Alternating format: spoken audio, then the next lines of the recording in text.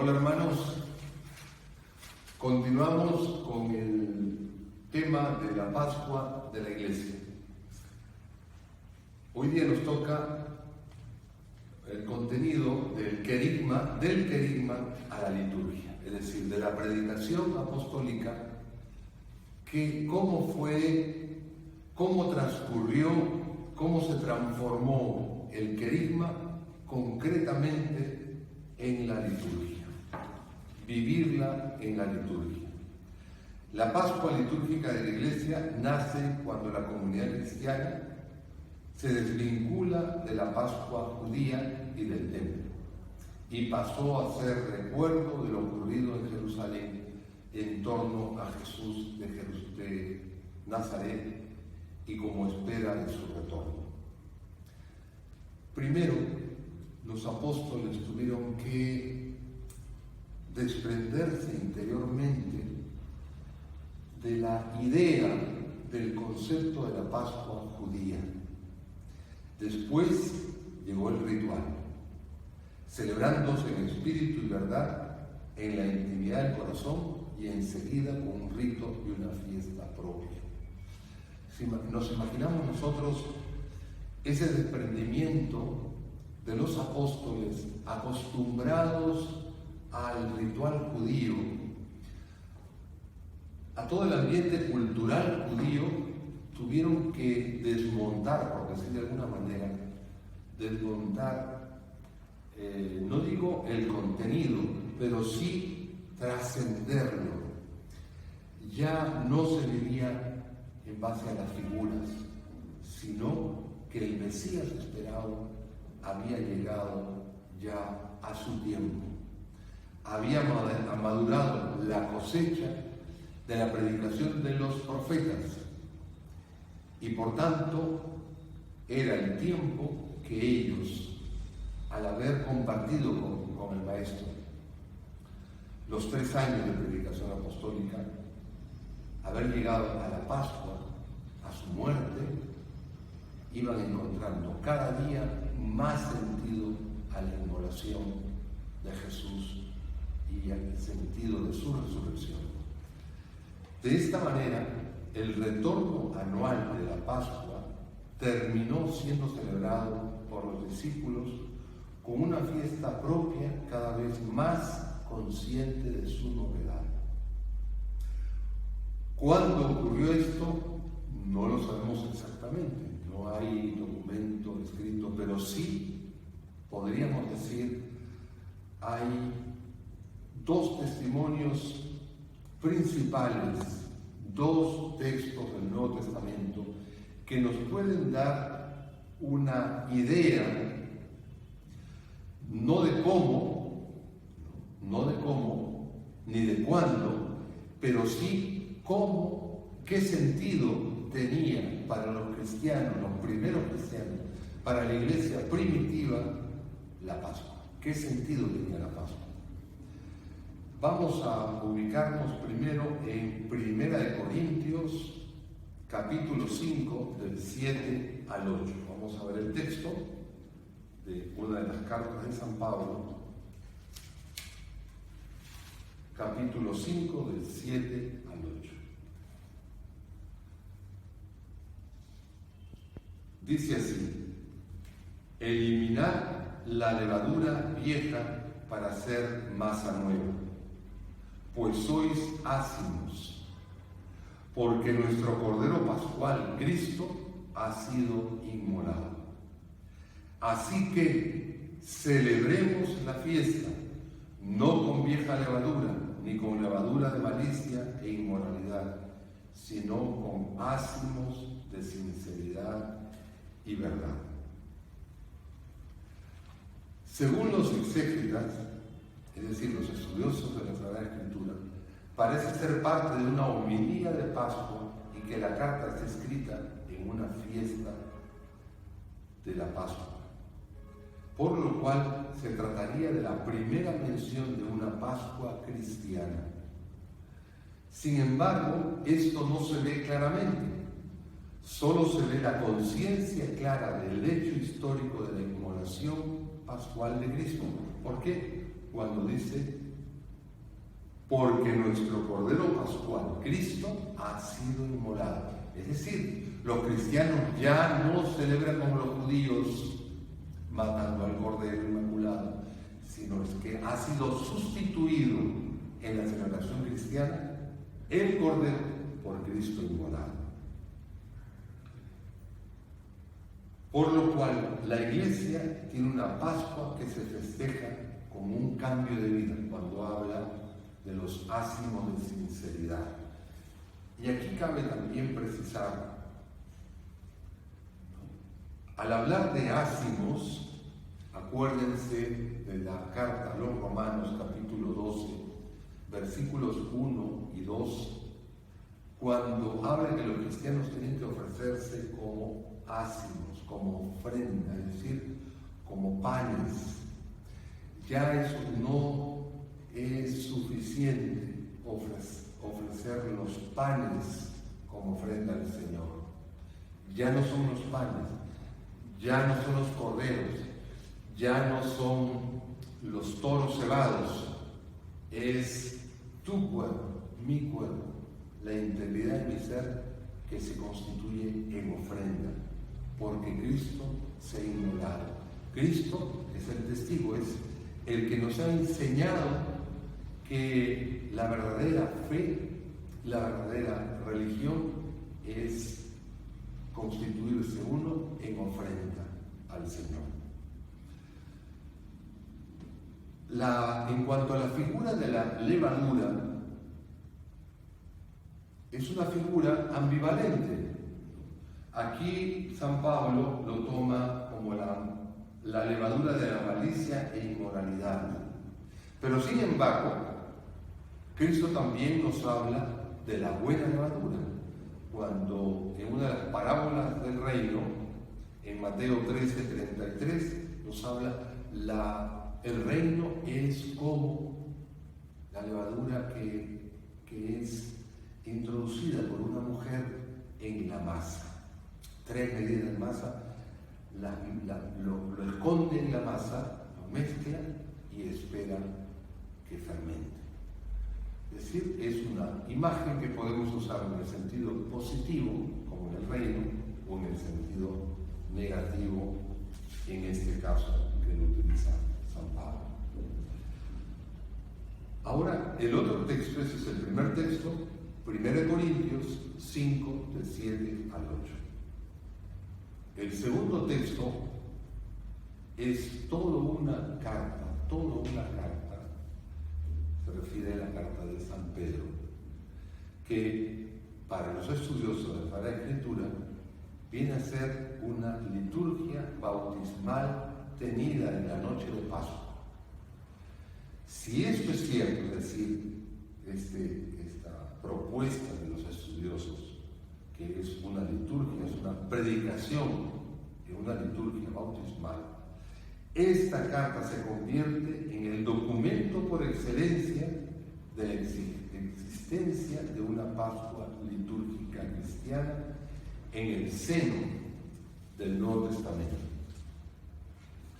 A lo largo de toda la carta se vislumbra una exégesis tipológica. ¿Qué cosa viene a ser exégesis tipológica? Es decir, la Sagrada Escritura, hermanos, lo sabemos, lo saben ustedes, hermanos, está llena de imágenes, más que de definiciones y conceptos. Dios habla al hombre por medio de imágenes, porque la imagen nos puede transmitir más que un concepto. Tipológico, es decir, en base a una imagen, Dios puede enviarnos el mensaje que no solamente sirve para los contemporáneos que llegan el mensaje, sino para el futuro. Toda imagen tiene una connotación, un mensaje profético. Por eso se dice que en el Antiguo Testamento ya los personajes principales del Antiguo Testamento son imagen, es decir, figura, tipo de lo que va a ser Cristo en el Nuevo Testamento.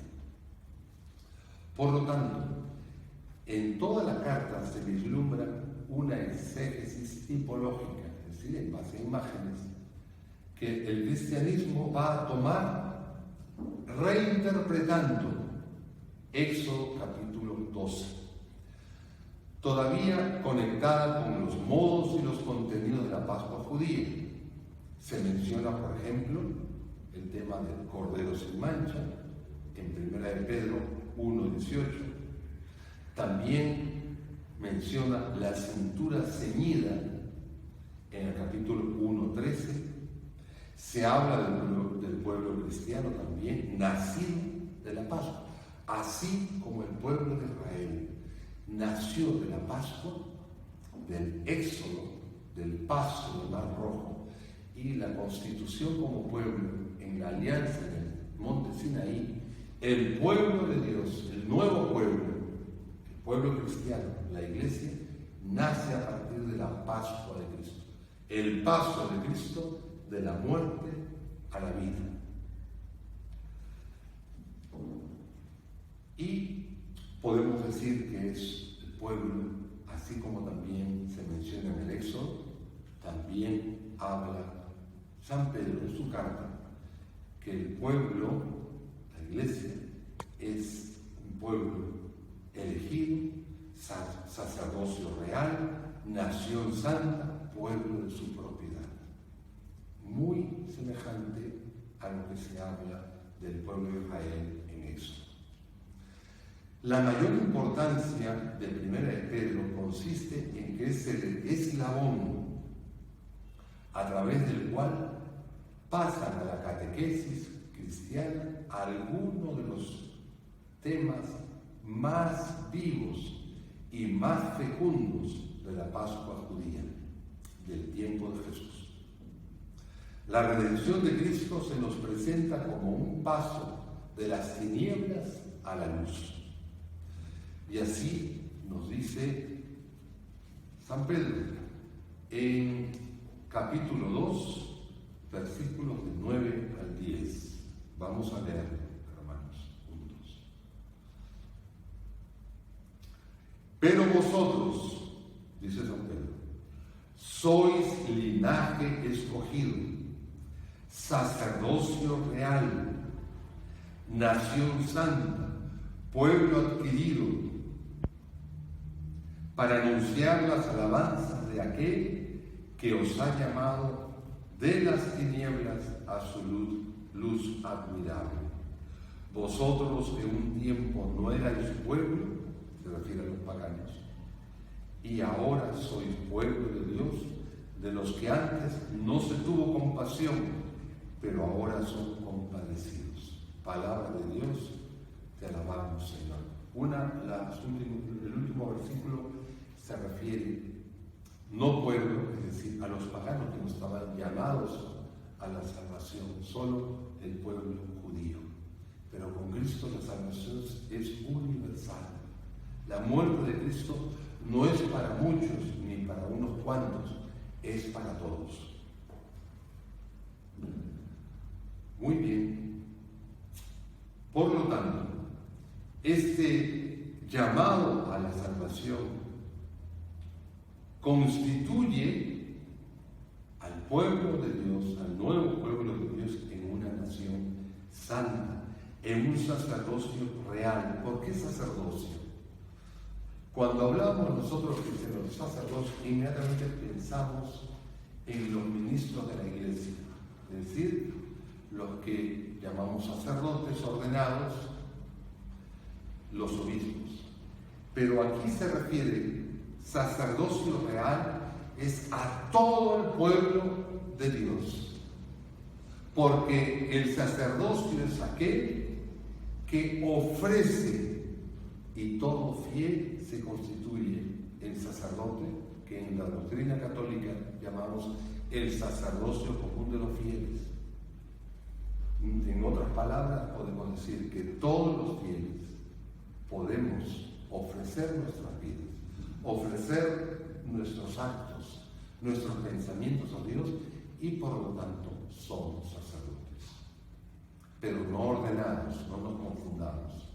Todos los fieles tenemos, en cuanto que Dios nos ha capacitado al asemejarnos a Jesucristo, el constituirnos en ofrendas para Dios. En otro sentido, los sacerdotes ordenados por la Iglesia son ministros de la Iglesia, pero todos constituimos el ser nación santa, pueblo adquirido, sacerdocio real. En este sentido, este tema de la luz se desarrolló de manera importantísima en el bautismo.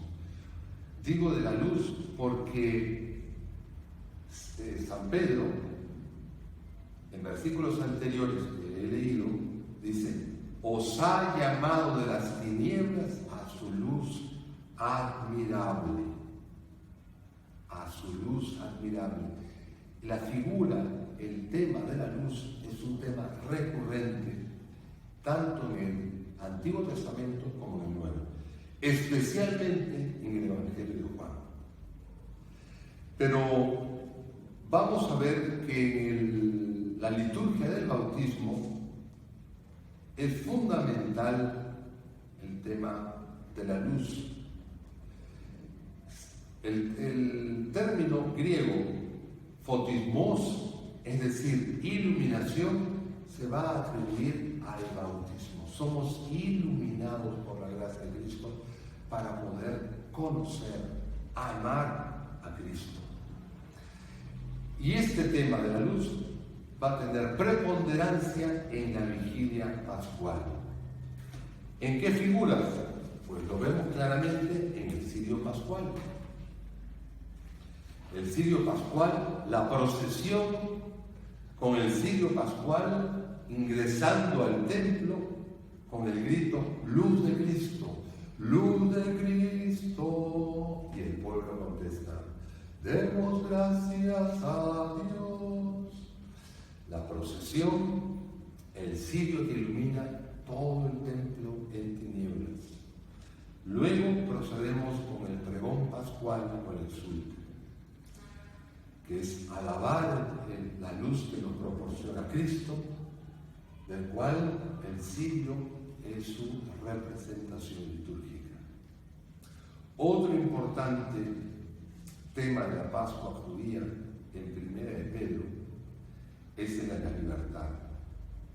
Cuando dice a los cristianos que se comporten como hombres libres, no como quien hace de la libertad un velo para la propia malicia, sino como siervos de Dios. Esto lo toma San Pedro en el capítulo 2, 16. Servir a Dios es reinar. La libertad es para el bien, no para el mal. También lo toma de Éxodo capítulo 5, versículo 1, y reitera el mismo tema, Éxodo 4, versículo 23. La libertad que viene de Dios no solo es física o social, va más allá. Nos libera de nosotros mismos, del mundo con sus mentiras y del demonio. Puede ser chocante para nuestra mentalidad, digamos, influida por el secularismo, que Dios nos libere de una esclavitud para sujetarnos a la suya. Cuando nos habla que Él es celoso, es una percepción errónea, porque cuando se ama hay entrega. Pero cuando se disminuye en el ardor del amor, nos resulta una carga, porque no gozamos de ese amor. Dios en verdad es el que sirve, quien nos sirve dándonos dones, la vida, la creación, los colores, los goces, etc. La realidad lo que nos pide es que imitemos al que es el primer servidor. siendo lo opuesto a Dios, por ello el demonio se revela al servicio. Su famosa frase, no serviré. Hay un hermoso poema de Gabriela Mistral, que era terciaria franciscana, que dice así: toda la naturaleza es un anhelo de servicio. Sirve la nube, sirve el aire. El servir no es una faena de seres inferiores. Dios, que da el fruto y la luz, sirve. Pudiera llamársele así, el que sirve, y tiene sus ojos fijos en nuestras manos y nos pregunta cada día: ¿serviste hoy al árbol, a tu amigo, a tu madre? Hasta aquí el verso de Gabriela Mistral.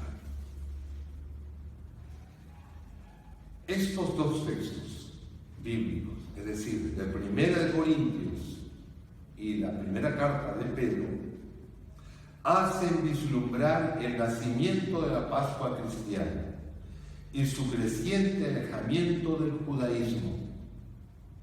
Sin embargo, aún quedan muchos interrogantes. ¿Qué fisonomía, qué fecha, qué contenido preciso dio la comunidad cristiana primitiva a su Pascua? ¿De qué era memoria la fiesta de Pascua? O sea, ¿de qué celebraba? Para responder a esto hay que dar un salto al siglo II, época en que la comunidad cristiana nos ha dejado notables documentos de su Pascua. Es decir, hay que ir a interrogar a la Iglesia y no al Nuevo Testamento, y luego volver a las fuentes apostólicas de la catequesis y de la liturgia pascual. Vamos a entrar entonces, como un subtítulo, la controversia, es decir, cómo entendieron, ya no en el Nuevo Testamento, sino vamos a ver la historia de la Iglesia, cómo se entendió en los primeros años del siglo II.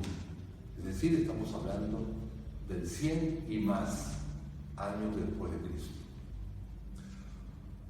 El historiador Eusebio de Cesarea nos ha transmitido desde el punto de vista histórico todo o casi todo lo que sabemos de la Pascua cristiana de los dos primeros siglos. Eusebio fue un obispo, ¿no?, historiador del siglo V, y hace todo un recorrido histórico en base a documentos que él pudo tener en la mano. La controversia que se suscitó en torno a la Pascua se resume en este sentido.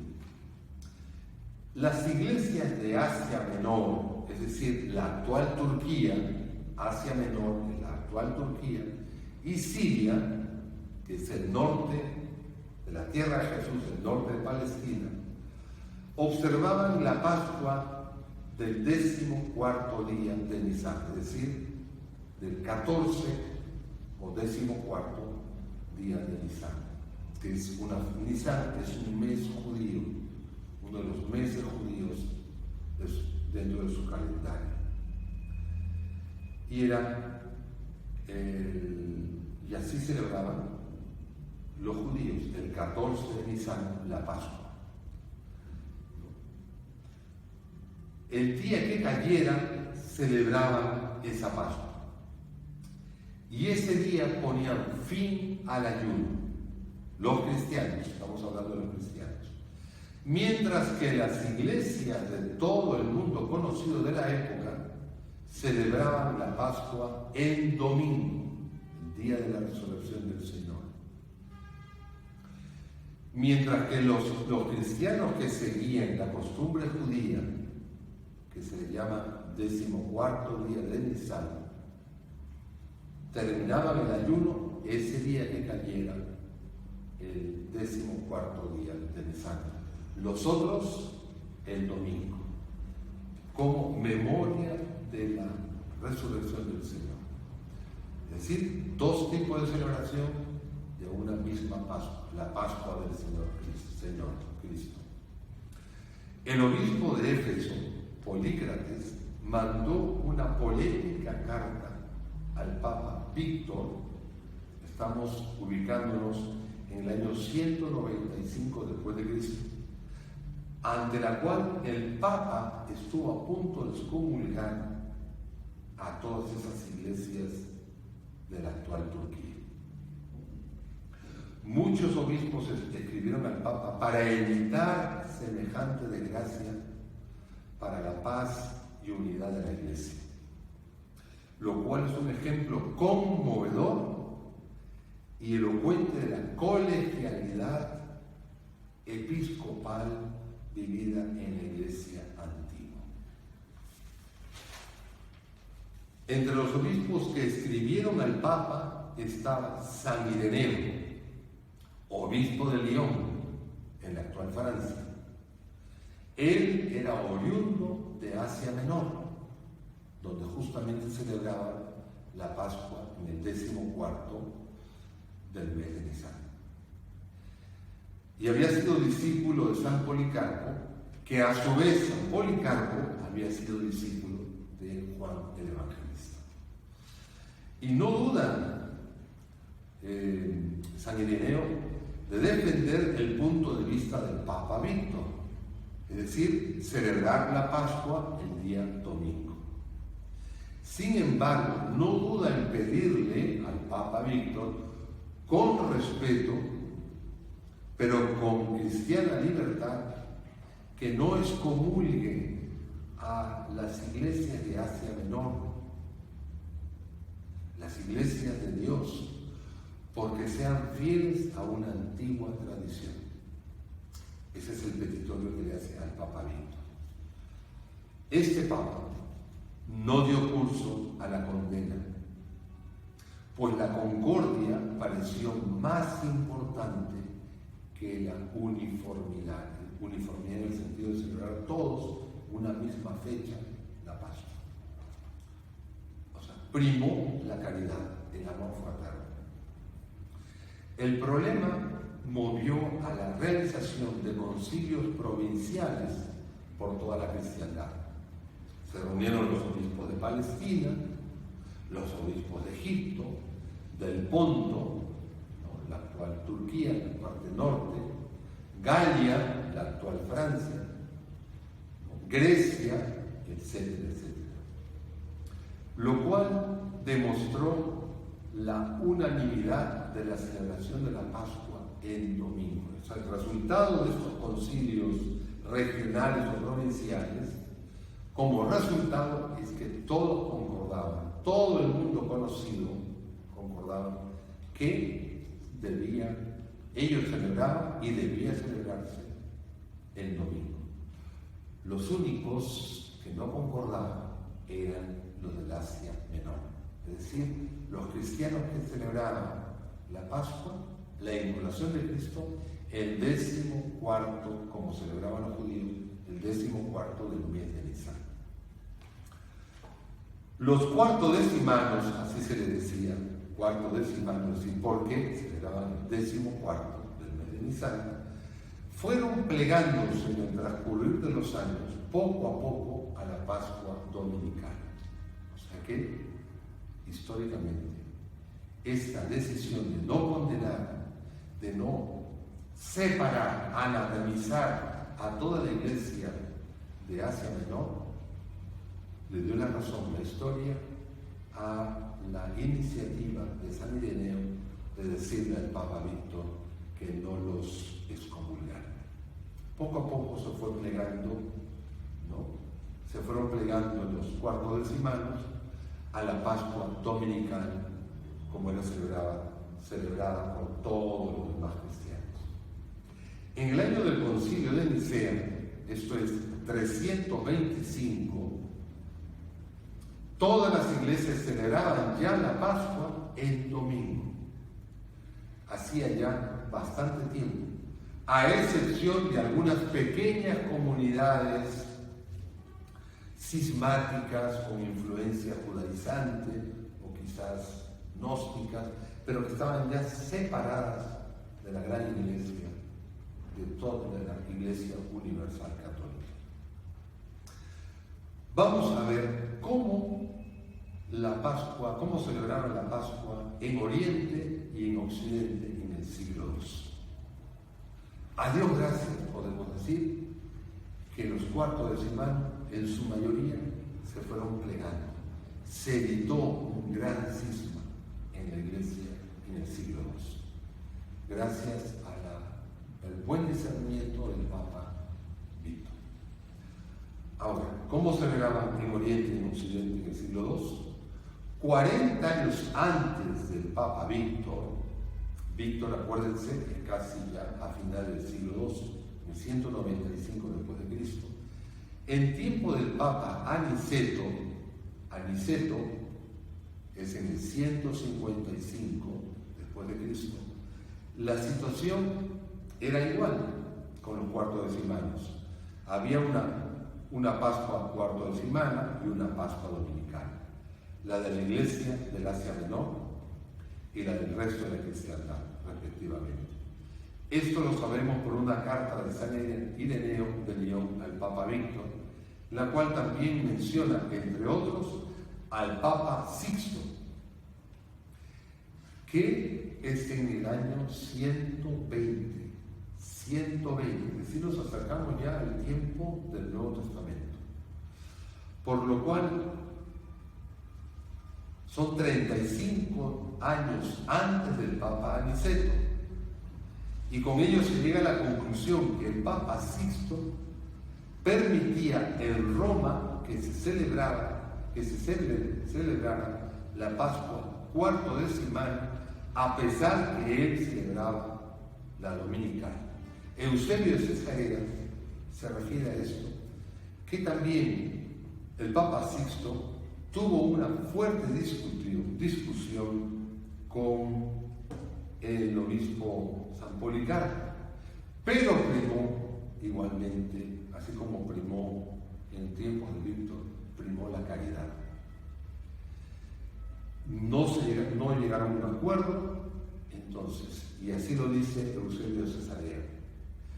Ni el Papa ni Sixto iba a convencer a Policarpo, ni Policarpo convencer a Sixto.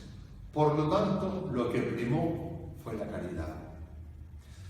Y tal es así que primó la caridad que el Papa Sixto le permitió en Roma, en su sede papal, en Roma, celebrar la Pascua cuarto decimal, es decir, 14 de Nisan, celebrar a San Policarpo en Roma. Es algo increíble y es una enseñanza para nosotros que aunque tengamos cierta diversidad, que siempre prime la caridad ante todo. La Pascua cuartodecimana, en verdad, no es una institución, podríamos decir, por lo que fue una zona de la predicación de Pablo y posteriormente del apóstol Juan. No es una institución del apóstol Juan el que se celebre la Pascua el 14 de Nisan. En verdad no. Eso más es una influencia judía, porque no olvidemos que cuando Pablo va al Asia Menor, a la ciudad de Perge, a la zona de Asia, a Éfeso, había grandes comunidades judías en todo Asia Menor. Y evidentemente hay una influencia judía, un rezago de las costumbres judías. No sabemos exactamente el origen hasta el momento, pero es muy posible que sea eso, esta celebración de la Pascua, el 14 de Nisan, un rezago de las costumbres judías, pero con contenido cristiano. Por tanto, no podemos atribuirle la celebración del 14 de Nisan al apóstol Juan. También la Pascua dominical tiene origen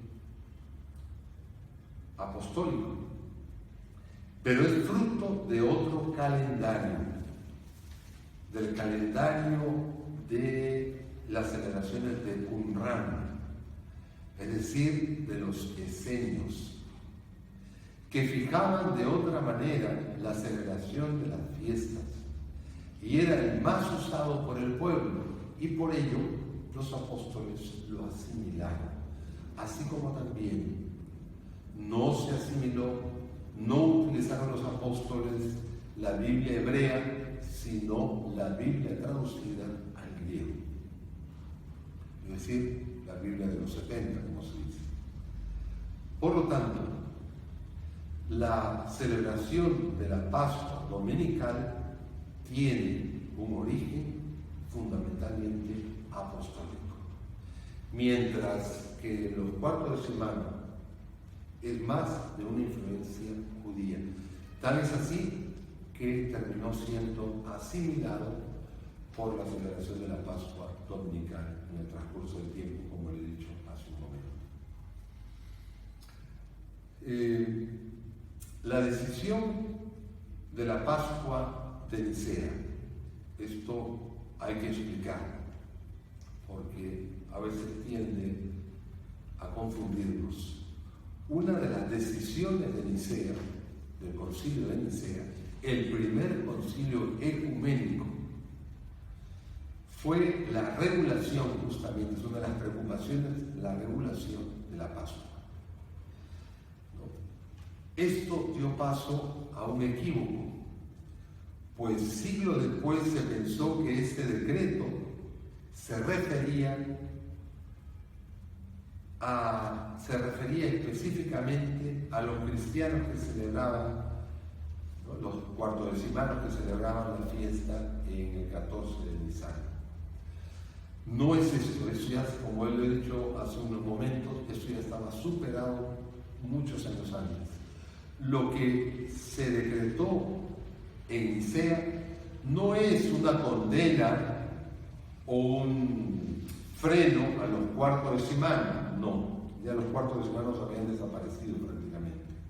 No, es un decreto en base a que no se sabía calcular con exactitud la fiesta de la Pascua. Y esto hay que explicarlo, porque la fiesta de la Pascua se calculaba en base a una observación astronómica.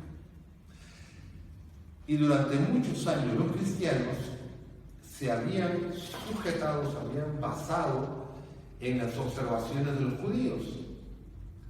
Pero cuando los judíos cambian de calendario, ahí viene la confusión. Habían casos que, por la falla astronómica, la observación astronómica, los judíos celebraban a veces al año 2 Pascuas. Y eso hace entender a los cristianos, a los obispos, que eso era imposible, era insostenible celebrar 2 Pascuas como los judíos. Por tanto, en Nicea hay un decreto que declara que quien tiene que dar la fecha de celebración de la Pascua es Roma. Ahí ya vemos la importancia de la sede de Roma. No es, como dicen muchos, inclusive nuestros hermanos separados, que la autoridad papal nace en la Edad Media. No, ya en los primeros siglos de la Iglesia, evidentemente, va tomando cada vez más preponderancia la sede de Pedro, es decir, el obispo de Roma. Pero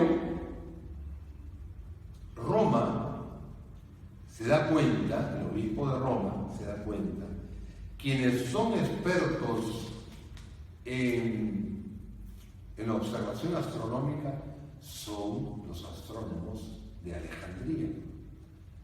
No por gusto Ptolomeo ya había hecho estudios y estaba la los grandes estudiosos de astronomía en Alejandría, es decir, una ciudad de Egipto.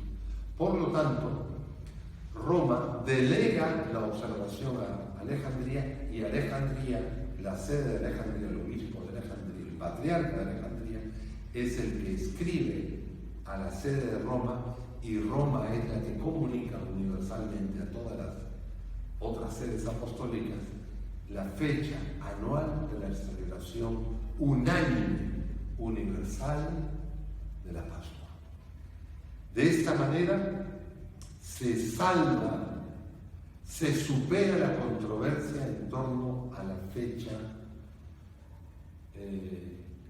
que congrega en la unidad a los que están dispersos en una sola fecha, determinada por la sede episcopal de Alejandría, pero quien comunica como sede donde se encuentran todas las otras sedes como signo de comunión y de fraternidad y de amor, es Roma. Poco a poco, entonces, la decisión de Nicea fue imponiéndose y la Pascua se celebró unánimemente hasta 1582, cuando el patriarca Jeremías de Constantinopla, que ya había, en el año 1000, ya había habido un cisma entre Oriente y Occidente, este patriarca, que era ortodoxo, patriarca de Constantinopla, Jeremías, rechazó la adopción del calendario reformado por el Papa Gregorio XIII y promulgó la Pascua de manera diferente. Y aquí no solamente se rompió en el año cerca del 1000 la unidad en la fe de la caridad, sino también en la liturgia, en la celebración de la fe. Y que hasta en este momento se siguen las dos iglesias, tanto la ortodoxa como la católica, en diálogo fraterno, iluminado por el Espíritu Santo, para que algún día brote de nuevo la unidad tan deseada por Jesús, el buen pastor. Muchas gracias, hermanos, y que el Señor les bendiga.